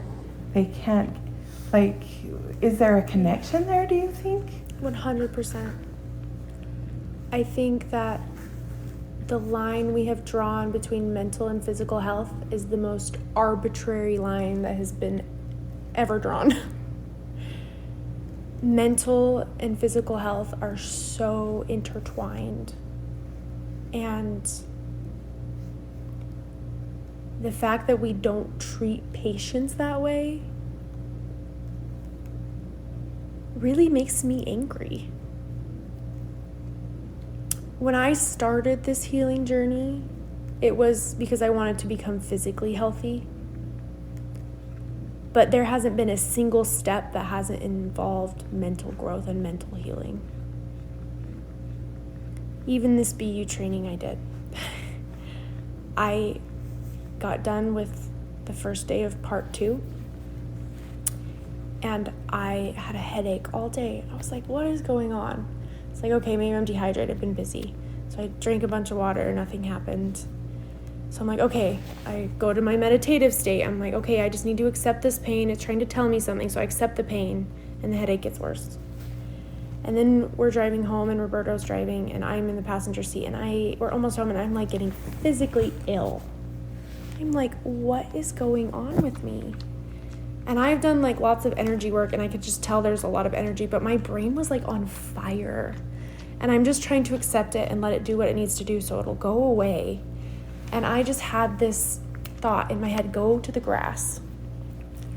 And my husband parks the car and I'm lucky it was a warm day and there was no snow on the ground because there's snow on the ground now. But I crawled out of the car, went to the grass, and I was on all fours with my forehead on the floor. Okay, you took your shoes off. Took my shoes off. You did the grounding. Yes. Okay. Took my shoes off, palms on the floor, my feet were on the ground, my balls of my feet and my heels were up and my forehead was on the ground. And I was shaking as all of this energy rushed out of me. And when I say my head was on fire, it was literally on fire. And now I think I'm the only person that experienced this. I mean, Roberto had a couple headaches and like energy moving around. Mm-hmm. But I literally, like, my whole brain just was like on fire. And all of this energy shot into the ground. And I can't even repeat the shaking that I was doing. It's like I was convulsing as all of this energy left me. And I haven't been able to put my glasses on without getting a headache since. Interesting. I have no words. It's very interesting. So how are you going to get back to being able to wear your glasses? So this whole experience has, I feel like it's almost like connected my heart to my brain. Mm-hmm. And then I feel like really connected to God. Mm-hmm. And I feel really aware of the adversary and when he tries to influence me. And I feel really aware of like the strong revelation that I get. And then I'm working on becoming more aware of like the still small voices that come in. And so through this new connection that I feel like I have with Heavenly Father, I've been praying and asking him what I'm supposed to do with this glasses issue. And I've had this plan where I've wanted to work on my vision holistically for a really long time. And I feel he's like, okay, push you off the cliff and you're just doing it now. You're doing it. And I've been scared to do it because it involves not wearing glasses because you have to work your eyes out. And it involves literally putting cayenne pepper in your eyeballs. Okay. Yes. Which is scary. Yes. Like, that's a huge cliff to jump off. Yes, that 3 is. times a day. Yes, that is. Yes. It's hard enough to put it in your mouth. Yes, it is. So I'm doing this. It's by Dr. Christopher. You have this little eyeglass, and you put water in it, and then you put the extract in it, and you put it to your eye, and you flip it, your head back, and you blink. And get it in your eye, and then you. So it's the cayenne pepper in water. Do the other one. Okay. Yep. So have you done it? This is my 3rd day, so I've done it twice. I still have to do it one more time today. Okay. And it's hard, but it's kind of like taking cayenne pepper by mouth. You take it by mouth, and then it gets easier the more and more and more you do it, and you feel the health benefits of it, and so then you want to do it more. Like apple cider vinegar too. Yeah. You feel the benefits, and then it starts to taste good. The burn. Yeah. And you crave it sometimes. I'm not quite to the craving of the eyeball cayenne pepper. No, I wouldn't. That would be a hard one. I'm hoping to get there. I'm hoping to see results. I haven't seen any yet, but I'm only on day 3. And I told Roberto that if nothing happened by 6 weeks, that I'd go back to the eye doctor and get my prescription renewed. It's interesting how some things that we just cover with a Band-Aid can be fixed by something that maybe we just need to change or do different. Hard work. Hard work. Yeah. It's interesting because exactly what you say is like we have all these little Band-Aids, but these festering wounds underneath. And instead of clearing out the festering wound, we just keep replacing the Band-Aid. Yeah. And that's honestly what I feel B did. Like all of that emotional stuff, all of that baggage I was carrying around everywhere, it helped me unload it and be free of it. And it's not like that stuff doesn't also creep in. And it's not like it was a one-fix-all solution. But it gave me the tools that I need to come out and then be able to keep it off if I choose to. Yeah. That's beautiful. And it was the program being brought to us was totally by God. Like, he literally dropped it in our laps and was like, you need to go to this. And we were like, okay, but how are we going to afford it? Yes, and Roberto liked it. It was... Yeah. It's... You'll have to ask about him himself, but...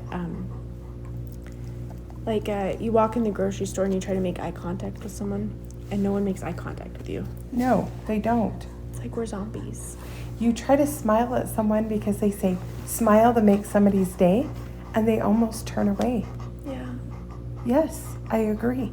We're zombies. I agree. And so, BU for me, it rehumanized me.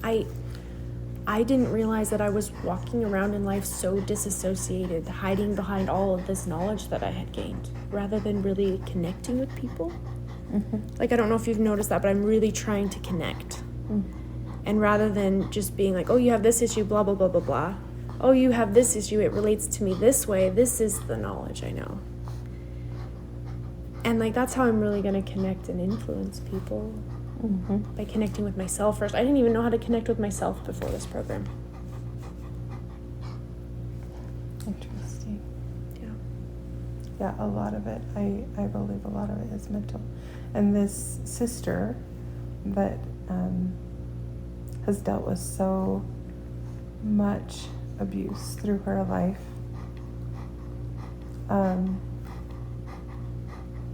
she has so many health issues that doctors can't explain. She looks up things and tries to diagnose herself to try to find some relief to it. And if a doctor doesn't agree or follow along with her line of thinking about what is wrong with her, she goes to another doctor. And I do wonder if a lot of the health issues she's dealing with is due to the abuse. I know for me,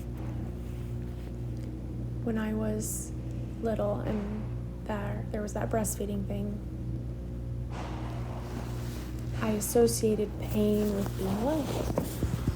I had to be a victim in pain. Something had to be wrong with me for me to be loved and connected to. So then when I was in 2nd grade, my dad accidentally broke my arm on the tramp, and it was a bad break. And it was like both of my bones in my arm was like this, a T. And my dad actually reset it in our dining room. Took me to the hospital, reset it so well that I didn't need surgery when I would have needed surgery before, and my bone would have poked out of my skin. And then all of a sudden my dad was giving me one-on-one attention. And he just was giving me all this love and affection, and he was so sorry, and it reinforced this idea in my mind that I had to be in pain, I had to be a victim to be loved. And so even though, like, my vaccine injury, very real, my injury to Gadavist, very real, but also in my mind I was seeking of a way to be a victim and to be in pain, and that 100% played into my condition. Yeah. And maybe that is what it is, because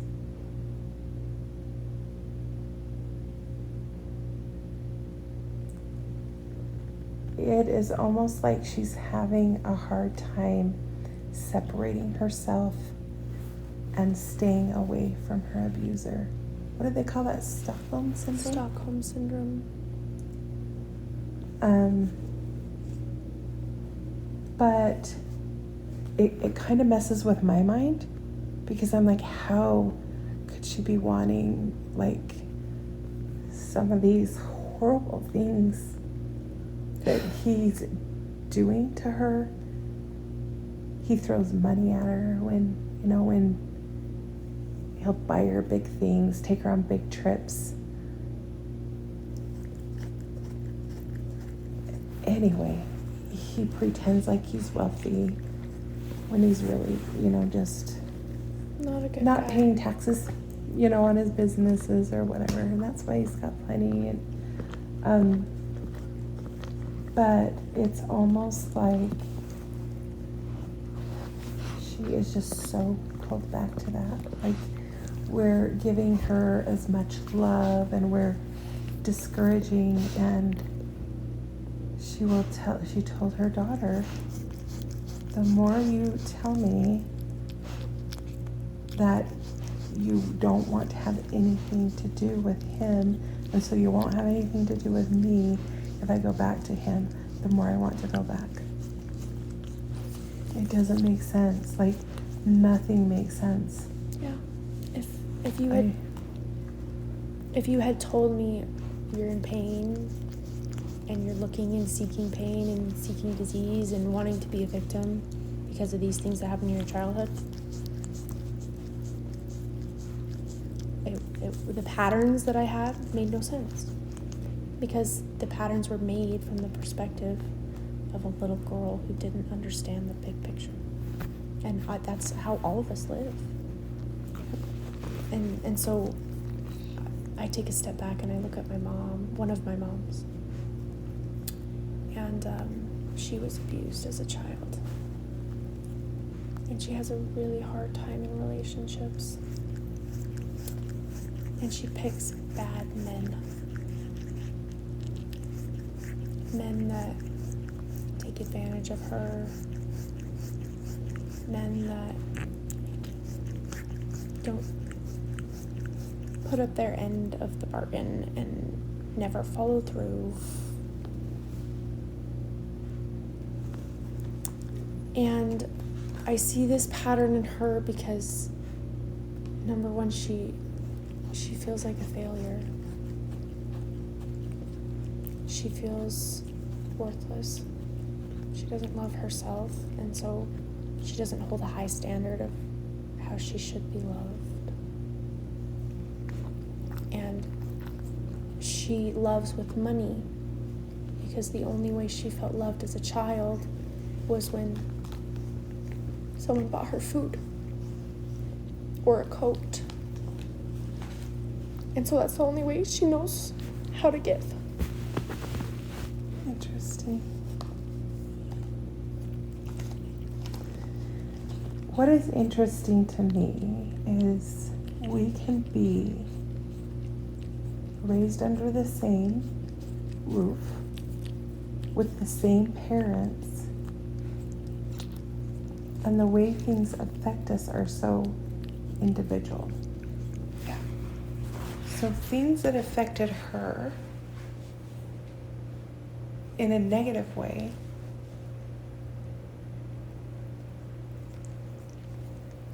I just blew off. But then there were things that happened to me, or not happened, just I experienced, Yeah. that I'm sure are more significant to me than her. But I just often wonder how we can have such different outcomes when we experience the same things, and you can scream at the top of your voice, not that I scream, but you feel like you want to say, just exactly what we're talking about. I sent a message to her today, this very same thing. You are better than, and you deserve better than that circumstance that you want to go back to. Yeah. You deserve better. She does. But the same thing that you talked about disassociating, or she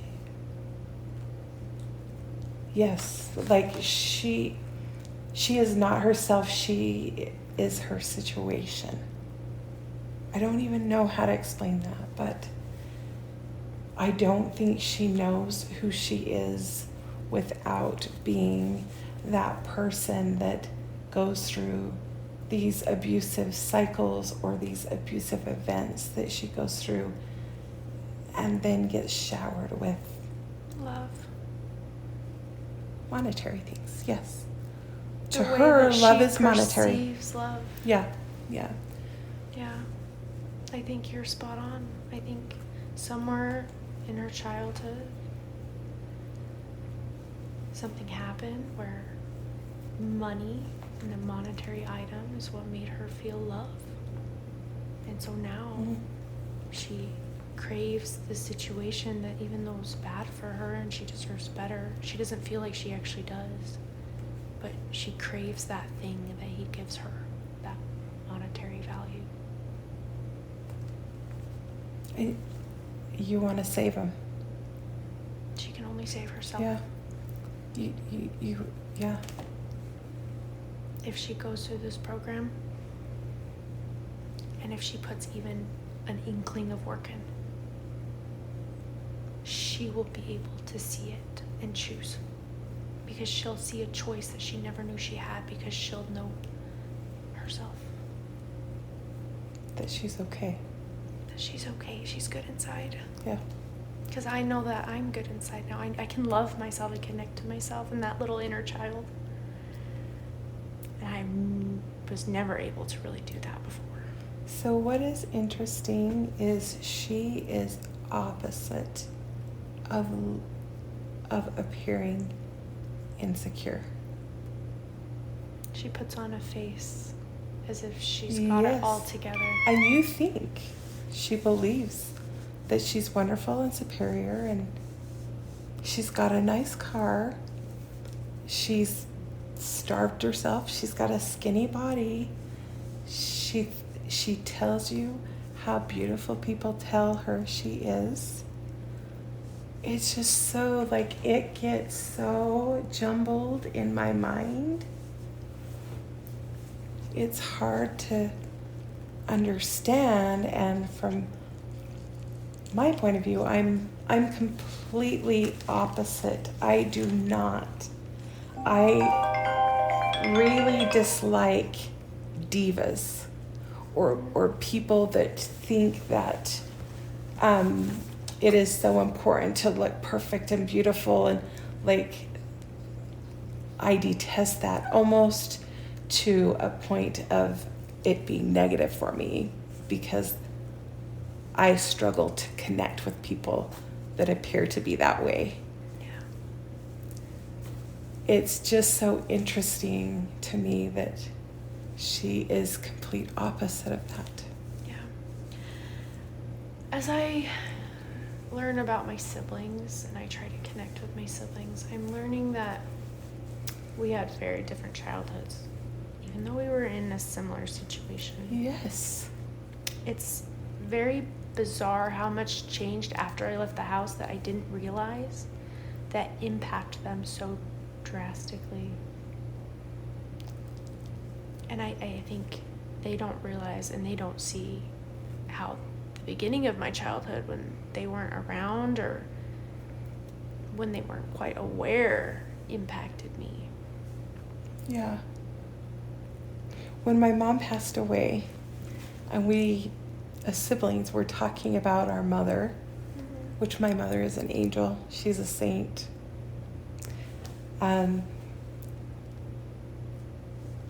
The things that they spoke of her, I was like, you were raised by a different mother than I was. Completely different mother. So, which makes sense. We do. We change as life goes on, as we get more tired. And as life, just kind of takes its toll on us. But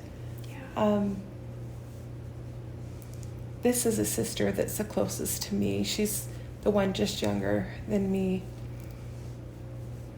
But we did, like, the same experiences that she had that I had was interpreted so different. Yeah. So when you're talking to a sibling who had such a different perspective that really affected them, it's hard to not discredit them. Yeah. When you say, oh, I didn't see it that way and I didn't feel it that way. Yeah. So it's hard to be able to understand, even when you grew up in the same house. Yeah. And it's just interesting why it affects people. I mean, our brains are different, our bodies are different. We are such individuals. We are. It just like that just tells me that over and over again. Yeah. Yeah. I can pause it if you need to take it. Okay. No, I'm gonna go in just a minute. It's my son, and he's my one that's home from a mission. He is most connected to me, and he worries about, where are you? Are you, when are you going to be home? I'm like, I'm not used to this. You've been gone for 2 years. And all of a sudden, I've got a babysitter. He cares. Yes, he does. I love him so much. I have needed him, but yeah, for sure. Oh. Well, when you guys get signed up for BU, exactly. let me know, and I'll see if I can staff. And I'd love to meet your sister, because the way you describe her, it sounds like she's beautiful.